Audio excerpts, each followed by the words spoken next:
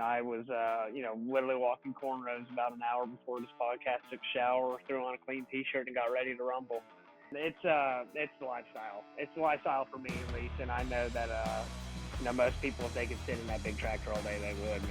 It's about as good as it gets. Just the greasiest banger I've ever been on, though, with Two Street for Guided Outdoors and Shelby Anderson. We hit them badly with 18 guns.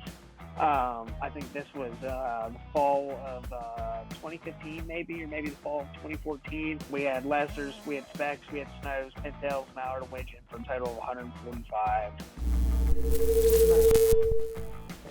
Tejas Hunt Club Podcast. It's the podcast for you and you. What's up, guys? Welcome to episode 22 of the Tejas Hunt Club Podcast. I'm your host, Brandon McDowell, and this week we're going to be sitting down with Johnston of Lone Star Wetlands up in Paris, Texas. So they actually manage and run a bunch of property where they farm commercially for crops, but they also farm it for waterfowl. From the numbers that he's telling me, they're doing a very, very good job of it as well. So on today's episode, we're going to be sitting down with him, kind of talking about how they got started back in 2010 and where they are now and where they plan to go in the future. If you like duck hunting, this is going to be the podcast for you. This is our first duck hunting podcast. It's really, really cool for me because I'm not a duck hunter. Not that I don't like it. I like shooting shotguns, but I just didn't ever have the opportunity to go duck hunting that much. So it's something I'm really interested in. And as you can tell from the questions I ask in this podcast, I'm very, very novice at it. But it is something that's very interesting. So if you want to learn a little bit more about duck hunting, this podcast, like I said, is going to be the one you want to listen to. And also, before we get started in the podcast, forgot to mention, Megan's going to be sitting in on this one. As always, we've had a lot of content rolling out. Last week, we dropped a video of our doing a little prep for our whitetail property that we're going to be hunting on this year. The range day video that we did for the Professional Outdoor Media Association. We've had the redfish videos with Captain Barry Garrison down on the coast, sight casting reds with him. So we've had a lot of content on YouTube, and then also a lot of stuff, a lot of reels and things on Instagram. So if you don't follow us on Instagram, make sure you go check out the page and hit that follow button.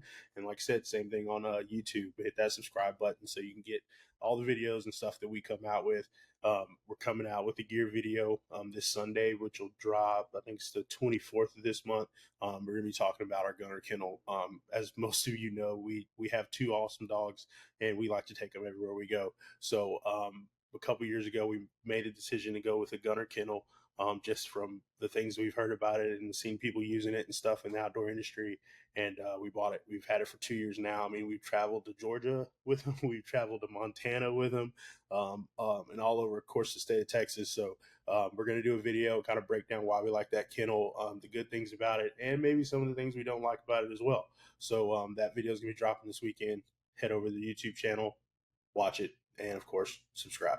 This past weekend, we went down to San Antonio for the TWA convention. Awesome first time going to that convention. Got to go sit down at the luncheon, see the Texas Big Game Awards. One thing I learned at that event was that they have a Texas Slam, which is actually a whitetail, a mule deer, a pronghorn antelope, and a javelina. Obviously, native animals to Texas. If you shoot all four of those in the same year, you could enter into the Texas Big Game Awards and get the Texas Slam. So that's been added to the list. Mule deer and pronghorn is something I wanted to hunt always, but to shoot all four in 1 year is a pretty good goal to put out there and strive for. There's multiple people that did it this year and got the award. So that's the update on what we're doing for now. As always, we're going to have a lot more stuff coming out as deer season gets closer, hunt dove season also. So we appreciate you listening and follow along. Let's get into the podcast with Johnston and learn about farming for ducks. What's up, guys? Welcome to another episode of the Tejas Hunt Club Podcast. I'm your host, Brandon McDowell, and I'm also joined by Meagan today. And then we're going to be doing a podcast with Johnston of Lone Star Wetlands. We've been following his page for a little while on Instagram. They're heavy into farming for waterfowl, and I wanted to get him on here, kind of talk about their operation, get a little insight on what it takes to get ducks consistently. I mean, I'm pretty novice in duck hunting. Like, I really didn't do it. I've only been maybe 2 or 3 times. So it's something that's kind of foreign to me. I enjoy watching. I got a lot of buddies that take pictures and videos and stuff of duck hunting. So it's something I kind of want to learn about and dive into. And if you're interested, you're going to hear about it today. So Jackson, just do a little introduction, man, and take it away. For sure. So, yeah, Jackson Johnston with Lone Star Wetlands out of Paris, Texas. We're about an hour and a half northeast of Dallas, Texas, where I was born and raised. Been duck hunting my entire life, as everyone has, as typically as invested as I am in the sport. This is my 23rd season coming up here. And we struck out and got lucky and found Lone Star Wetlands in the fall of 2010, and we closed in fall of 2009 and closed in the spring of 2010. About 4 months later, started as a single parcel, picked up a big lease, which we ended up landlocking by making acquisitions all the way around it, put a permanent easement through it, and now we're, just kind of leasing until we end up making the acquisition on the actual leasehold property. And, we're just picking up acquisition after acquisition around it. And right now we're sitting at about 1,000 acres on the North Sulphur River. And we've got an assortment of leases in the Red River Valley as well that we've been super fortunate to land. So it's all came together over the course of about 13 years, really ramped up into speed in 2020 when we went into commercial agriculture. We made an acquisition that we pipelined about 1.5 miles off the North Sulphur River here. And, we've got water rights. And so we pump and irrigate. We've been blessed to put about 100, 125, and 150 bushel corn crop on this thing. And, we've typically put about 1.5 acre foot of water on it every year. And, we've held anywhere from 10 to 25,000 ducks on it. And it's turned into a phenomenal operation. We're very proud of it. And, we're going to continue to invest. We don't necessarily run commercial. We invite a couple, 2-3 family groups a year.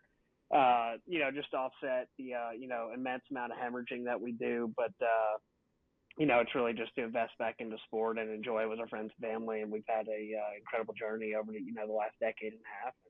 We'll hopefully continue it on for another decade and a half and plus more. That sounds like a lot of hard work. Yeah, that's a lot of hard work. All I can think about this whole time was that's a lot of hard work. It's a lot of invested time. Yeah, it 100% is something that you got to dedicate your life to.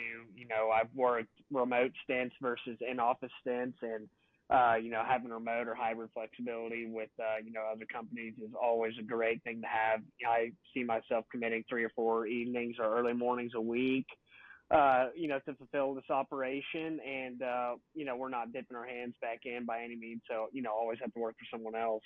So. Kind of where we found ourselves. I mean, I was, literally walking cornrows about an hour before this podcast, took a shower, threw on a clean T-shirt, and got ready to rumble.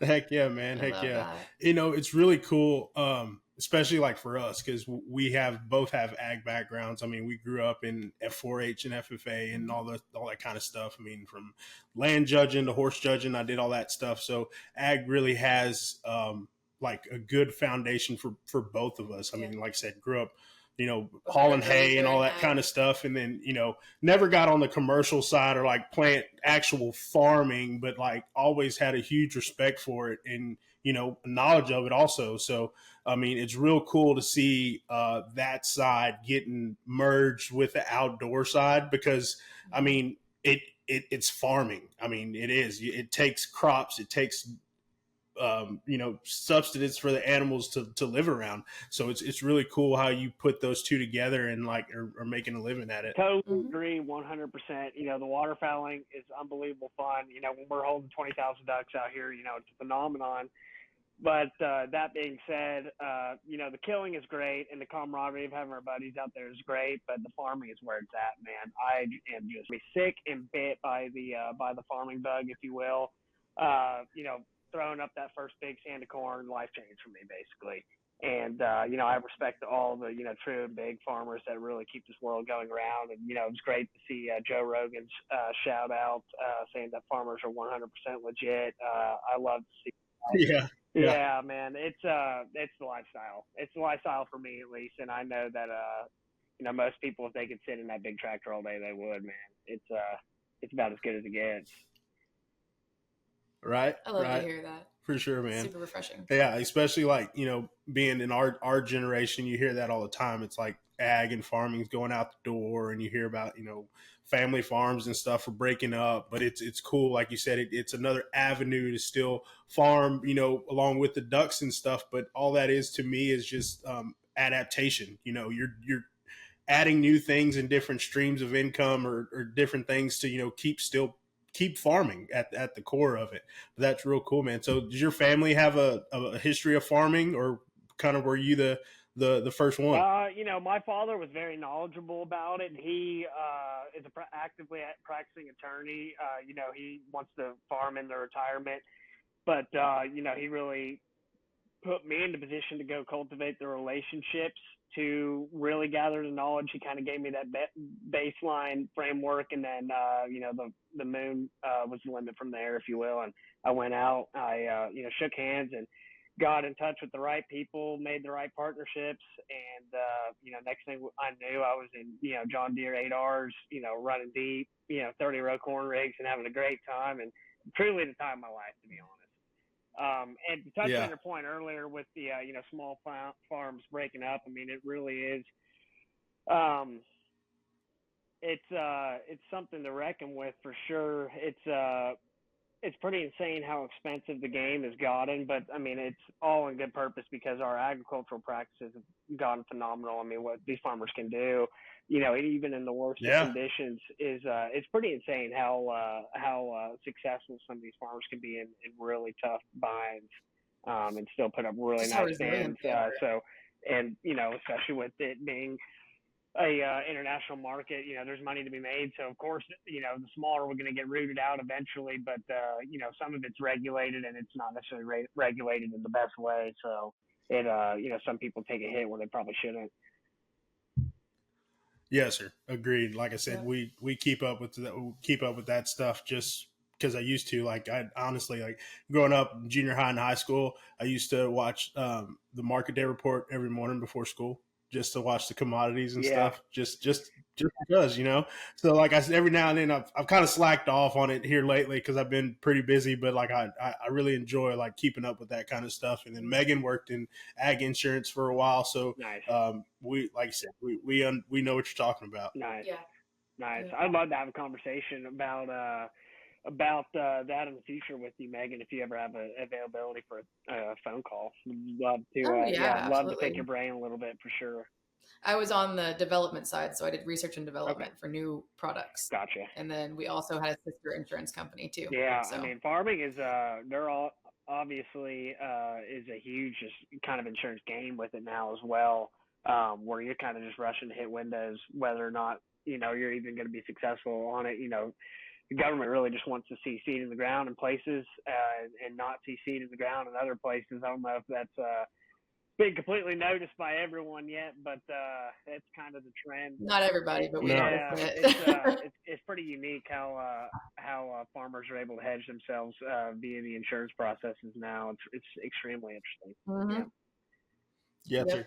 Yes, sir, for sure. We were watching Lee Lakowski, and he was talking about kind of like the CRP deal that they have up there with the whitetails and stuff. And he was talking about how when he's like, when the government was paying, he said it in the video, but he was like, when the government was paying me not to plant here, it was a whole lot better because, we managed it and blah, blah, blah for CRP. And I was just like, I paused the video and I looked at Meagan and I was like, did you hear what he just said? Do you hear what he just said? Like you listening to that, right? Yeah. The government paid him to hunt, basically to hunt whitetails in that spot instead of planting corn. Yeah, so that's kind of how the WRP and CRP programs work. They basically place the government easement on it, and they want to take it out of production so it can grow back into, the natural ecosystem in which it would have been if it was ever put into commercial production.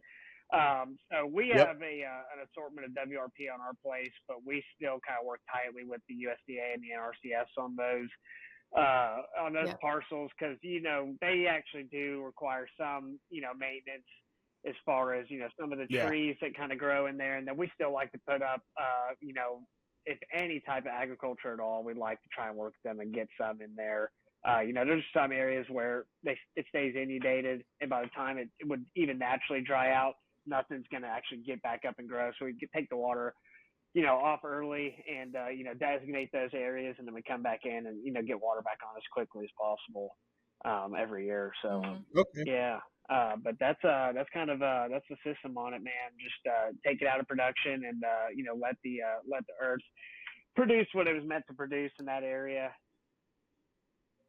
Yeah, definitely, man. So going into it, like, what crops are y'all growing on y'all's properties? Is there pretty much tailored for the ducks? But yeah, like what are y'all growing? Yeah, so for all of our WRP, if we're not going to do any row ag, whether we're denied or approved on that specific year, we use one product from a company called Specialty Seed in Anguilla, Mississippi, and it's called Chihuahua Millet. It's going to be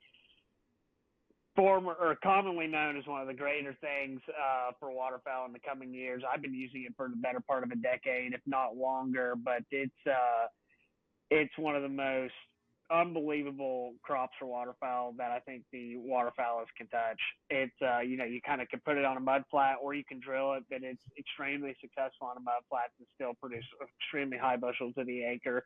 And it grows in standing water as well. So basically you could drain one of these areas, hit it immediately with this seed, let it germinate for 4, 5, 6 days and just get a little tid on it, and you can catch on water again. Yeah. And, in 2 months, it's going to be 6 foot tall. And I mean, it's ready to rock and roll. It's really 120-day maturity. I made a video about this a couple days ago, but we've noticed we've been able to do 60 to 80 days on it if we have standing water irrigation, and we put the standing water everywhere we can. Before teal season, and we just go shallow with it, let it grow tall. And, throughout September and October, we'll let that water climb, to its max depth, for early season waterfowl in November. And then it'll, it's so strong that it'll stay standing up until January. So we might as well have that big water early November, and we're rocking and rolling for the whole season. So that's what we do for all the WRP primarily.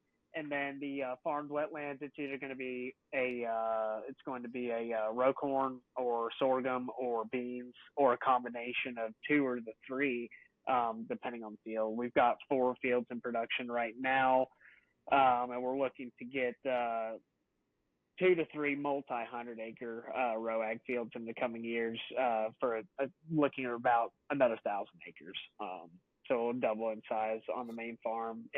All the stars align, and we'll continue to pick up whatever leases are available if they're in our liking, if you will.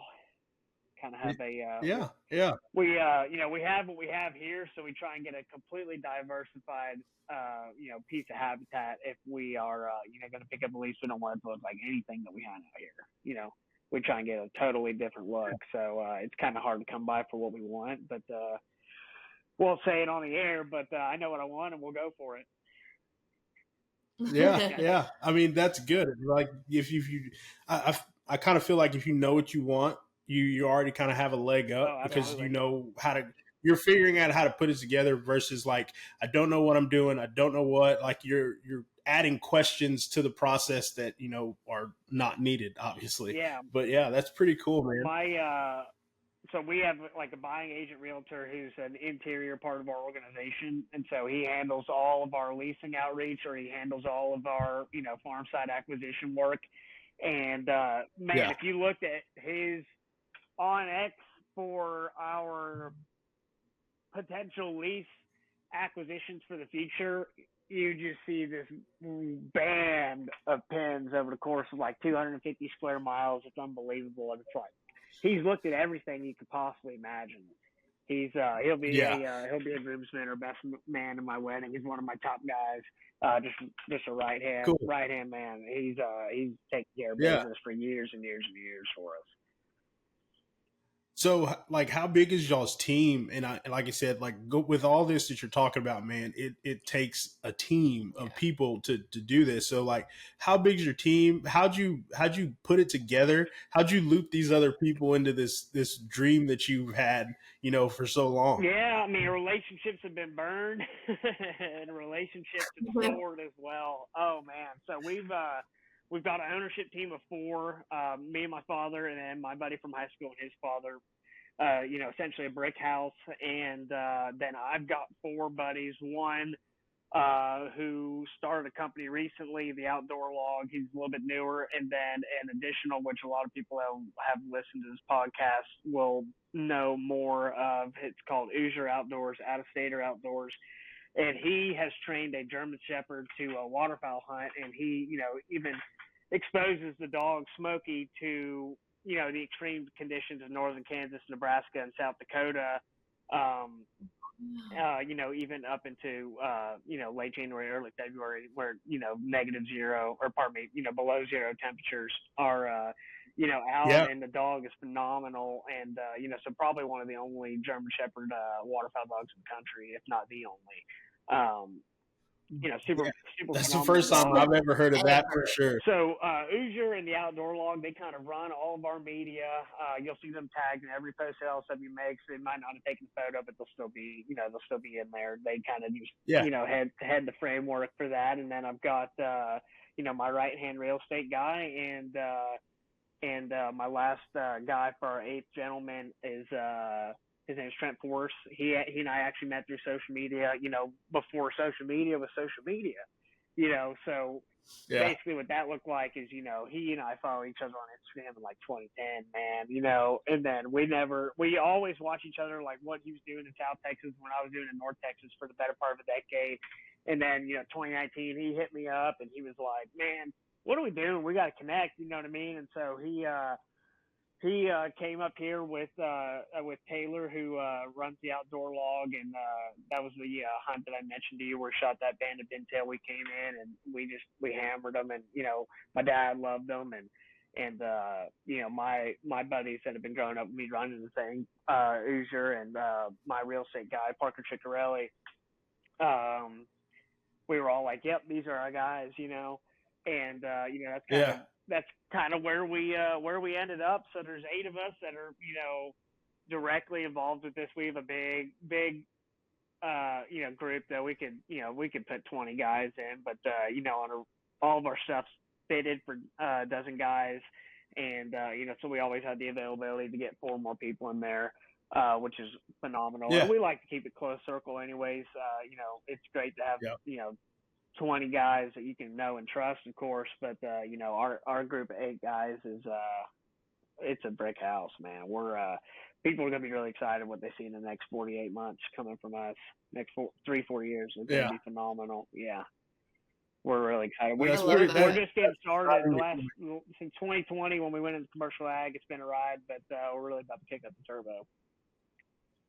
Yeah, man, and like I tell people all the time, and I've mentioned it on the podcast before, like, I mean, as much as people harp on social media about all the bad things, and you obviously can't ignore those bad things that happen through social media, but like the opportunity to meet people that you probably would never meet, and like the friendships, the relationships that you can build on that, like it's beyond what anything else obviously on the earth has ever been like. Because like I've been in that same situation. Like I've met people on social media and like gotten to go do cool opportunities, gotten to hook them up with cool opportunities and all that kind of stuff. And it's the best thing about social media, in my opinion. And I think it outweighs all the rest of the stuff that goes on too. But like you said, like with that team that you have, man, like having them close and everything, and everybody is on the same mission, trying to do the same thing. It's a really cool thing to see. Like I grew up playing sports, so like anything about a team and like, working together to like accomplish a goal, like I'm all about it, man. Yeah. It all boiled down to, evaluating everyone I grew up hunting with, and then knowing who could really come to the table as far as helping me build this thing, but also like if I were to die, be able to rally behind my old man and keep the thing going. We've been around for 13 years is enough to, be really proud of, but I mean, I want this to be a 25-year, 30-year deal at least. To touch on the social media stuff, it is a very, very divided, controversy. Because, I've met some, phenomenal people through social media, and it's helped build our business and it's helped build a lot of people's business. But, there's like the public land aspect to it where, too much stuff has just been given away that probably shouldn't. And, Kansas is, laying the hammer as far as their regulations for public land, non-resident waterfowling now because, Kansas has become the new Arkansas. And, it's moved up as far as Montana now as well. So it's something that's just kind of where you're just teetering on that threshold of it's a good thing, it's a bad thing. I've always just kind of stayed neutral. I mean, I'm probably one of the more, out there guys as far as, his Instagram, like, we're professional and sometimes we're completely unprofessional, with what we post. So we're having a phenomenal time with it. And, at the end of the day, I can kind of post what I want because we built this, tooth and nail, and we don't owe anybody nothing. And, we don't have to, I don't need a client at the end of the day. I have a very, very, very nice book of clients that are kind of like more family clients. And, that's really all we need. But we love to cultivate new relationships, the right ones always.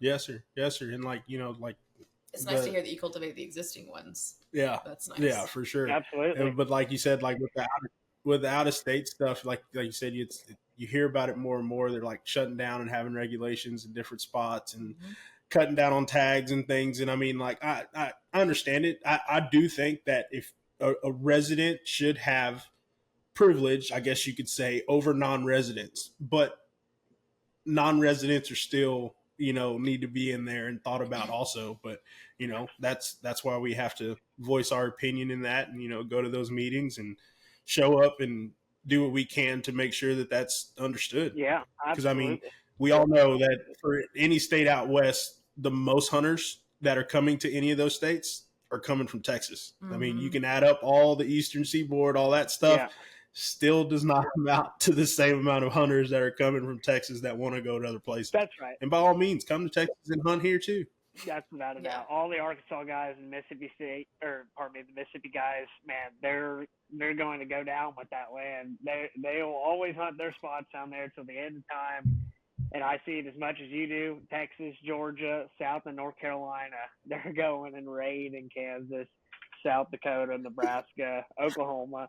And I mean, they'll hit Arkansas as well, but they're hammering the Central Flyway. And so I guided up in Kansas full time as an owner operator from 16 to 21 or 22, and so I've seen it. And people ask me how I think about it. I'm like, man, I'd let those Kansas guys, hammer the land that they were born and raised on, and tell everyone else to, oblige to the rules, man.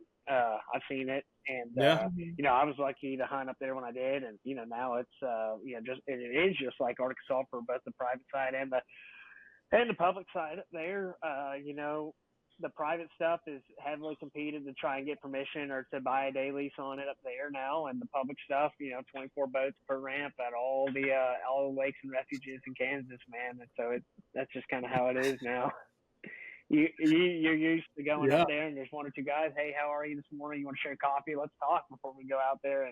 And now those guys are like, oh man, I've got 25 guys at every ramp on my lake that I've been at for 40 years. So you got to feel for them. Yeah, for sure, man. For sure. But so like you got it in Kansas, kind of tell me what that's like. Cause like I said, I've hunted ducks a couple times, one not so successful. One we were just filming, so I didn't get to shoot ducks, but it was very successful. Really cool. And got to shoot some really cool footage and see some good dogs work. But like, kind of tell me what that's like. Cause you see some videos, and I've had friends that have created content for different guides and stuff, but that's a grind, man, being a duck guide for sure. For sure. I mean, so it's, running from, our guys are running from like October 20th until February 15th, and then still doing some late season conservation work. So, really hunting until the end of March. But, I was up there from basically December 1 through January 15, rolling for 45 days. We had our most premier clients in between December 1 and January 15th for ducks in Kansas. And it was definitely a grind. With how intensive I've gone in Texas now, I'd say that I get more burnt out here just because I've got, 50 different moving parts now versus just taking care of 6 guys that are going hunting. You just drive so much in Kansas, and it doesn't feel like you're driving around Texas. Though, Texas is a huge state, and you can drive 600 miles, I believe, in, point to point in the state of Texas and, feel like you're driving for days. But, you can drive up in Kansas, chase the ducks, and, you get back and you're like, holy smokes, we just drove 250 miles, and it doesn't feel like you did at all. You know what I mean? But, it does still take a toll on you, and you're going just area to area, just up and down, just head block, square mile after square mile, trying to get clients on birds up there. And, you do drive 800, 900 miles a week sometimes, scouting for these clients. So it gets pretty exhausting, and the elements are a little bit more challenging. So you get, you get wore out, man. The air will get taken out of you up there, 30, 40, 50 mile an hour winds when it's 5 degrees, man. Yeah. Especially when you're off chasing, big volley birds, and you're in a field hunt, and you've got geese all over the place, and the dogs can't clean it up. You got to go. You got to go get birds before more birds come, and you're sprinting your tail off. Oh yeah. I don't know if I need to do that anymore. I'd be gassed. I'd be gassed. I work 24/7 here, but I'd be gassed. Oh man, yeah. So like, go ahead. So when you're driving, are you like looking? You're looking for birds. So on these properties, you're just going and then finding the birds and then asking for permission, or like you already have these places in mind. You kind of know where they come year to year, or how does that work? Yeah, it was a little bit of both. Or how did that work? It was a little bit of both. Unfortunately, we only went for 6 years. We were on the verge of being like, hey, you need to either be all in or you need to just be out. And we were successful in all of our partners' lives when we needed to be when it came to that. So at the tail end, as I was mentioning, we started to get some stuff placed under lease, so we kind of knew where to go. Knew some areas that always did have ducks. North Kansas, and also you could just follow birds off refuges, and they'll go to the dry field corn and feed for the afternoon, and then you call the farmer or landowner and offer what you could or ask for permission, and try and hash out a deal for the next day. So it was a combination of just knowing where ducks are going to be and then following them as well. Okay, that's pretty cool. Yeah, no, it was a great experience. Yeah, so like I said, I've seen like videos and stuff of it, and like you said, the running and getting the birds and coming back to the blind and waiting for them to come in again, and they're circling around. I mean, like, what? I guess my question is, what's been or can you explain to me the best day of duck hunting that you've had? Man. No pressure. The best day of duck hunting I think I've ever had. That's a very, very tough question. I've had a couple of phenom hunts. This past season, third to last day of season, we shot a 9-man limit of greenheads, and only 55 birds came. We shot 45, all mallards, and we had them on a string badly. 18 mile an hour southwest wind, sunshine, bluebird, and we just had them tricked, man. We just had them tricked, and there was no question. Every time they came in on a string, we hit them hard. And then I had a big 9-man limit of mallards on water in Kansas. I've shot, much higher than that on big commercial hunts. We had a 9-man limit on a dead-end oak timber pond. There's probably 4 or 5 big, 200-year-old oaks in North Kansas that were still alive, and then most had receded and died off and had collapsed. And I mean, it was a nasty hole. And we pulled up first thing in the morning. Head guy didn't want to go. He had been, just going and going and going. Tate Hartman with RA Legacy, he's a phenomenal guide, and we went into this hole that we knew there had been ducks back there. We just had Wild Rose Kendall's hunt with us 3 days before, but it had gotten really nasty. Nice. It snowed like 7 days before that, and the road going up to this thing was just washed. There was no in and out, and it was like, if you wanted to walk into this thing, it was like a 2-mile walk to get there, maybe 2.5 miles. There's no way you could run a commercial hunt on this thing. See, we just had to let it sit and hope there still be ducks there, and after we had, went and run and gun the area for 5 or 6 days, and we finally went back in there. We probably shouldn't have went back in there because we almost got stuck. We had the trailer with us, had to get 3 A-frames. We still had a big 6-7 man group of clients, photographer, a couple guides. So, it ended up being 10 or 11 of us.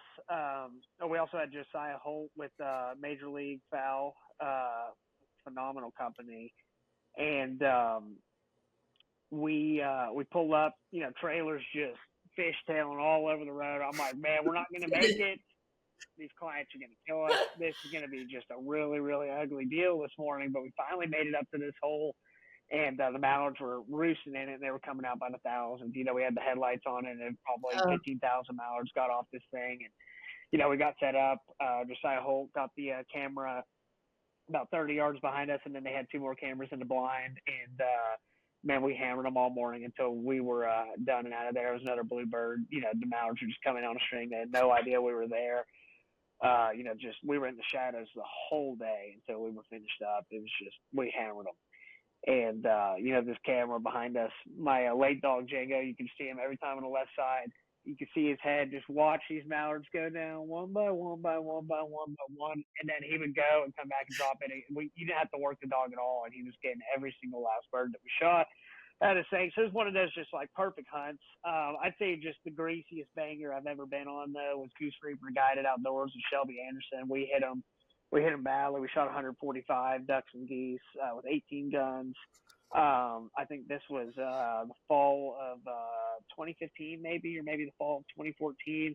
But I mean, man, we smoked them. We had lessers, we had specks, we had snows, pintails, mallard, and widgeon for a total of 145.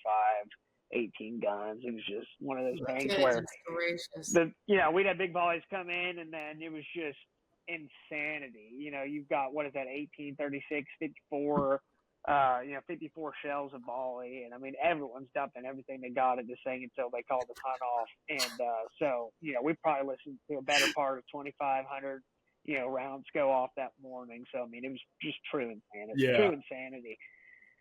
So that was the greasiest. That sounds so much fun. Yeah, that was the greasiest banger that I've ever been on for sure. It was just silly. I love you said that earlier. I was like, the greasiest banger. Yeah, that's a heck of a way to say that. Yeah, I mean, that's funny, man. Because oh man. Yeah, right. It fits perfect, man. It fits perfect. But I don't know if you know, I grew up, my first thing in the outdoors was shooting shotguns. So I shot sporting clays and all that kind of stuff. And, I've dove hunted, done, upland, a little bit of upland stuff. And then, but still that duck hunting thing, man, I want to experience that for sure. Cause I love shooting shotguns and anything that's flying in the air. Exactly. I'm down to do it. Yeah, without a doubt. We'll be happy to slip you up in the LSW later on this winter. We'll have a good time. It's like I mentioned earlier, it's about to get really good because we finally put ourselves in a position to where everything we touch is going to be a 14-day rested hole, and we've never been anywhere in the realm of that. We've been extremely successful, but our maximum resting day on a hole has been 8 days the last 3 years, and and not only will it be 14 days rested, but we'll have hunted a lot in the meantime, and we're still going to hunt every Friday, Saturday, Sunday for the entirety of the season. And we'll have a Tuesday or Wednesday opportunity once a week, and everything we touch will be 14 days rested. So we're extremely excited. We've grown exponentially. Yeah, and I mean, it's going to be good. We're excited. Yeah, man. Dude, having that mindset to give it that rest like that, that just shows that y'all are really in it for the long haul. Absolutely. Because it'd be real easy to grow this up real quick and get all these properties set and just, get too excited and just start hunt the heck out of it. Hunt the heck out of it. And then, you're setting yourself back years when you just could have, just have a little patience and just play the long game, man. Play the long game. Like you said, you want to hunt for years and years and years, not just, have all them awesome days for a few years and blow it out. Yeah, 2 points on that. One, you're totally right. I'm sick to my stomach about some of my areas because, I'm used to hunting some of my stuff, maybe 12 or 14 times the whole season, and now I know that I'm only going to hunt it about 6 times. It's it kind of makes you sick to my stomach a little bit because you're just not going to get that look as often as you're used to. But, it's for the better part of it. And then, as far as, the pressure like you're mentioning, we've already, been pretty invested on that, but we know that we just got to continue to slow it down and continue to branch out and, divide and conquer, if you will. So our big cornfield where we hold the 5-figure numbers of ducks on a regular basis, I've probably only hunted that thing 7 or 8 times since we built it in 2020. You know what I mean? So it's not an often thing. You're in there, whether it's a good hunt or not, you just need to enjoy the view. I mean, it's awesome to be walking down row corn especially on a big field like that. It's not a small field. It's about 50 acres of water with sandy corn on it. It's phenomenal. So, walking through that it's a sight to see. So whether the hunt's good or bad, it's something I still enjoy every time I rip it. I've kind of figured out you don't really want to go in there unless it's just one of those nasty afternoons where they're going to come to roost early. They sit there all day, but they kind of leave scattered. But they roost double what sits there on the day. But trying to hunt it on the morning is just one of those things. You might watch it one day and think, oh, it could be a really good hunt tomorrow. But when it's a giant conglomerate like that, you just have thousands of birds. They kind of start running together, and it's just one of those things. Like, you can get put into a position where you pull the trigger. One, you just blew this thing out for 10 days. But two, you're not going to see anything for the rest of the day because you just have that full conglomerate. You just busted the whole thing out of there. So it's like you want to be put in a position where, for whatever reason, everything got out of there, but they're going to be coming back in a small amount per group and early in the day, like maybe coming back at 2 o'clock, 3 o'clock. And that's the only way to kill them out of that thing. So we haven't hunted it much, but it's probably better that we just let them sit there and use it how they want it. The more it's untouched, the more we're going to get closer to that 20, 25,000 duck range. And that's where we really want this one to be at on a regular basis. So it's one of those things, just like ignore that it's there. If it's a nice day and you can get the camera out, maybe slip up there and get some photos and then get the heck out of there.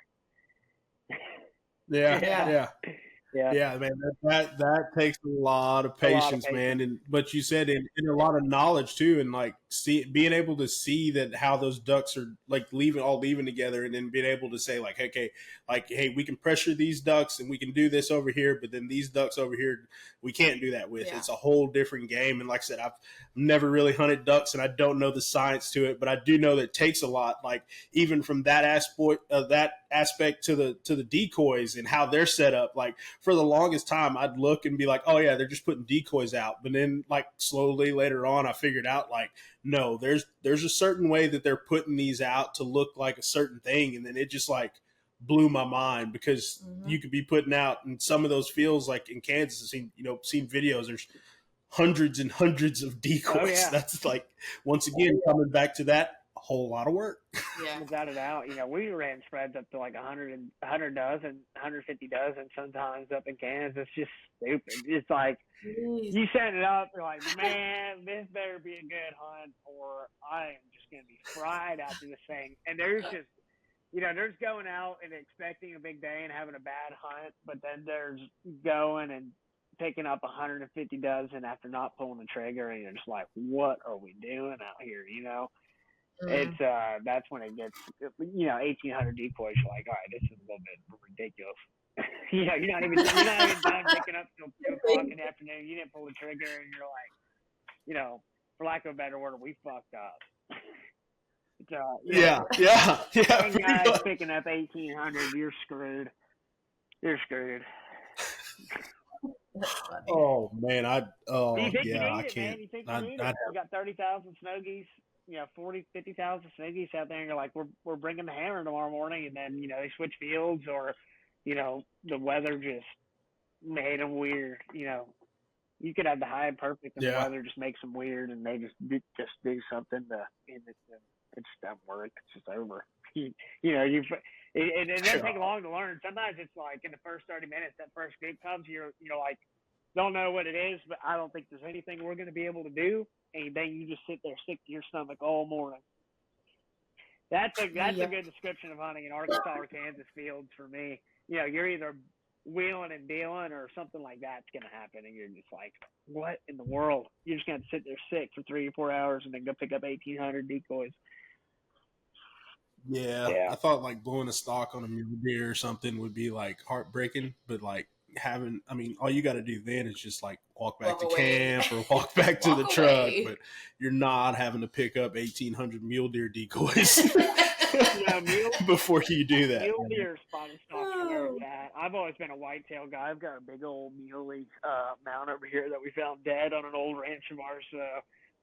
But I put on a couple of heroic whitetail stocks as well, but now the mule deer stocks out west, that's what's up. Yeah. That's hard to beat. That's a lot of fun. Yeah. it's high on my list, man. We went back in Idaho for an archery hunt, me and my buddy Jared, and we didn't get one. We hiked through the snow and did all that kind of stuff, and it was a lot of fun. I want to go back. He's got a rifle tag this year, so I think we're gonna head back in October, and he's gonna go try and get one with his rifle. But yeah, man, dude, mule deer, elk are cool, but I'm definitely a mule deer guy. I can do that, That's the way man. I feel. I can do that. I can go for 10, 12 days, just run the camera and just walk or ride horseback. I've gone on like multiple expeditions in the Rocky Mountains, and like the desert of Utah. Camping for week plus, and just hiking through it. And I love that stuff, man. I've found moose paddles, and big mule deer sheds, and just so all cool. over the Rocky Mountains, and I love that stuff, man. I like the fly fish as well. If you could ever run a combination of like a fly fish and a mule deer hunt, I'm all game on Oh, that. yeah. Yeah, that would be And pretty just cool, man. I was like, I need to work on my. Yeah, go ahead. I need to work on my fly fishing. Yeah. We both do. Barrett always gets onto us for Yeah, that. once you got the form though, it's really not a hard thing. I started doing fly fishing when I was young, and I haven't in years, but I know I can pick that thing up tomorrow and be all right. And I might not be flawless. I might not be out there like we're gonna put this guy on the page of Outdoor Mag, but he's gonna catch a couple fish, and then he's gonna have a nice fire, and he's gonna be cooking up something crazy on the side of that river, and then he's gonna shoot a mule deer in the morning. Heck yeah, yeah. Oh yeah, heck yeah. That'd be a dream day for sure. Just a nice trout laying next to a mule deer backstrap, just cooking over an open fire. Without a doubt. Yeah. I just wish I could head there right now. Without a doubt. Well, I wanted to ask you this, man. I know duck guys, they always have their favorite duck. What's your favorite? I know a lot of guys like mallards, and might venture off into another one. But what's your favorite? Yeah, so for me, it's the pintail. They're the most endangered, but we just hold a giant conglomerate of them at this point. I've taken photos of the banded ones. I've shot banded ones out here. It's really unique because it's like anywhere between January 5th and the end of the season. And, sometimes earlier it's like, eventually, 10 or 15,000 pintails are going to show up for the rest of the season. They're not going to leave even when you shoot at them because we don't hunt that big refuge area. So it's kind of like you're just sitting there at Christmas. You're like, oh, man, it's coming. It's coming. It's going to show up. And then, like, they get here and you're like, ooh, golly, we're hemmed up with them. And it's really nice because sometimes you don't actually know that they've hit, the big corn yet. And they might show up on the morning, and you're like on a different area of the property, and you're in the blind, and then that big burst, wave of 300 or 400 pintails hits, and you're like, oh man, I think they're showing up right now. And then you light into them, you hit them heavy, you might knock down 6 or 7, everyone's getting excited, because you just don't get to do that very often anymore. You're sitting 300,000 pintails over the threshold, and I'm sitting here like I think 300,000 pintails move, but through LSW every year. So it's kind of like it's an eyebrow raiser at this point. So you get that big volley of pintails, and you're getting excited, and then you're driving out of the property up to the lodge, and then you see them going in by the hundreds or by the thousands in the big corn, and they showed up, and you're just you're juiced. You're excited at that point. So for me, that's the pintail. Yeah. And it probably used to be the mallard. I've shot enough of them. I'd rather shoot my one pintail at this point every day. I can go out there and just, shoot 3 or 4 with a couple buddies and just shoot that one drake a piece and bail out. Pretty cool. So what's what kind of gear and stuff do y'all use, or what's your pick on like waders and stuff like that, man? Buddy. Man, I've got everything Sitka, and I've got everything Shin. Shin was way more financially generous to me. They sent me all sorts of stuff. So shout out to those guys. All the Sitka stuff's great as well. I've got the Sitka waders. I've got the Shim waders. So I've kind of tested them both out. I'm going to have to say it's these guys here for sure. Sitka waders are still nice. Really nice. So I've got everything Sitka. I'll wear either one. I hope so. Yeah, you would think. That's like I see the price tag on them. I hope they're pretty nice. Of the two, and then I don't get reposted or liked or anything because both companies are like, oh man, look at that. Yeah, but competitors. Yeah, I had to say it, and so there's, more like to the northwestern of the country. I kind of see where Sitka just kind of has its place, like up towards Montana, Kansas, South Dakota, and stuff like that. But like for the guy like me and in the timber and in the corn. And, just kind of being on a farm, Shin, is kind of the vibe. It's just more of that, running a bottomland operation. And, we're a bottomland riverfront farm. And so it's just kind of my vibe. I always take care of my stuff there, and I'm happy to wear my sick stuff too. And I'm eager to. I don't want to put too much wear on either or. So, I'm kind of split. If I had to lean one way and I had to rule one out, I'm going to have to go with my Shin boys for sure. Yeah. All right. What kind of shotgun do you shoot? Benelli. The ultimate question. I'm a big Beretta guy as well. Okay. I've got Oh, man. No, man. I shot Browning, so I'm a big Browning guy, so I'm not really. Yeah. My list probably goes Browning, Benelli. I like that. Browning, Benelli. I don't know. Beretta's let me down before. Brownings are devastating, man. That humpback, it's bad in the boat. That's the one I'm thinking about getting, man. I had an over and under Synergy Classic that I shot sporting clays and stuff with, and it kind of, shit the bed on me last dove season. So, oh man, in the middle of one of the best. Yeah, like right when they started flying, man, like right before sunset, and it broke on me, and I haven't been able to get parts for it. So I'm thinking about getting that Browning, that A5, that humpback, and just go that route. We've got the new A5 and the old A5. They're both phenomenal. Super Blast. We've got, a lot from Benelli, Beretta, and Browning. I do like the Brownings a lot, actually. We have an old B80. Yeah. It's a vintage, and that gun is a hammer. I'm talking, you're clapping everything that comes by. You're clapping everything. Yeah. And I don't get to use it anymore. My old man took it out of my hands. He was like, my father brought me this. You got to use it for a couple of years, but that's it. We're not putting it out in the field anymore. I'm like, you shouldn't have done that. I was like, yeah. I could triple on the regular with that. I mean, I'm pretty reliable for a double. I'm very, very reliable for a double, but with that gun, I'm very, very reliable for a triple. It's just deadly. I don't know if it runs a choke. It's it might be a 28 or a 30 on the humpback, and Yeah. I like shooting 30-inch barrels. That's what I had on my Synergy Classic, so that's what I'm going to try and get this time too. 28s are nice, but I still like, I want to be able to reach out there and touch them. I think 28 is a vibe. You can run a 26 with a full or an improved, and it's way low too. Yeah. It just kind of depends on the season you're in. Meanwhile, I'm over here with my Remington. Yeah. But those are good too, man. I love my gun. Well, that's cool, man. Well, man, I don't want to take up too much of your time, and I appreciate you coming on the podcast. This is going to be exciting, man. I definitely want to do another one with you and kind of like talk about season, different ducks and things. Cause like I said, man, I'm clueless on it, and I'm just going to be selfish and use you as a resource to learn about it and do it on the podcast as we go, man. But that's real cool, dude. Dude, this is an awesome conversation. I truly learned a whole lot about ducks today that I didn't know before. We'd be happy to hop back on. I think it'd be awesome. Maybe sometime towards Christmas, halfway through the season, me and my, kind of 4 outside ownership team guys, Hoosier and the outdoor logging, and my real estate gentleman. Dude, yeah. All of us younger guys, we all hop on. My dad and his partner, they're obviously not going to hop on, but we can get the real crew of media guys and killers on. Us 5, and we'll we'll have a really good podcast. We'll do a late night, like 9:30 kind of deal, but. Yeah.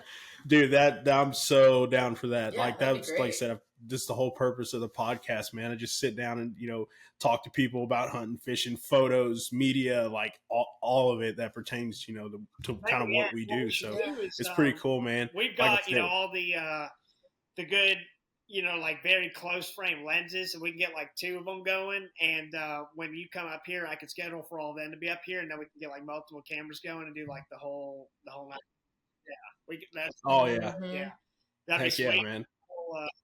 Yeah, we can definitely put that together. It'd be like a deluxe Tejas episode. Yeah, it's gonna be the Tejas Christmas episode. They're like 16 millimeter lenses, but they're wide view. So we'll get the whole building, going on in there. I've got all sorts of taxidermy and flags and stuff all over the wall, so it'll be a really good vibe. It'll be a pretty podcast for sure. Dude, I'm pumped for it. I wanted to be here already. We appreciate y'all's time for sure. We look forward to talking again soon. Cheers. Yes, sir. Sounds good. Same here. Appreciate it. Have a good one.